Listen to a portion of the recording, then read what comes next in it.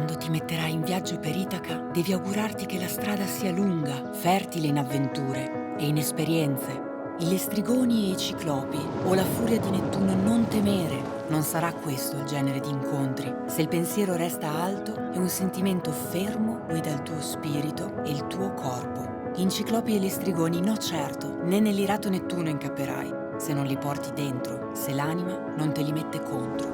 Devi augurarti che la strada sia lunga, che i mattini d'estate siano tanti, quando nei porti, finalmente e con che gioia, toccherai terra tu per la prima volta.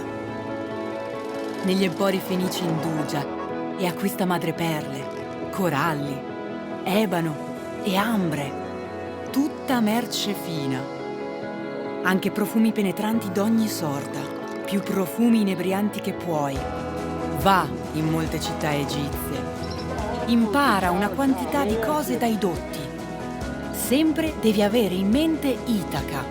Raggiungerla sia il pensiero costante. Soprattutto non affrettare il viaggio. Fa che duri a lungo, per anni. E che da vecchio metta piede sull'isola. Tu, ricco dei tesori accumulati per strada, senza aspettarti ricchezze da Itaca. Itaca ti ha dato il bel viaggio. Senza di lei mai ti saresti messo sulla strada. Che cos'altro ti aspetti?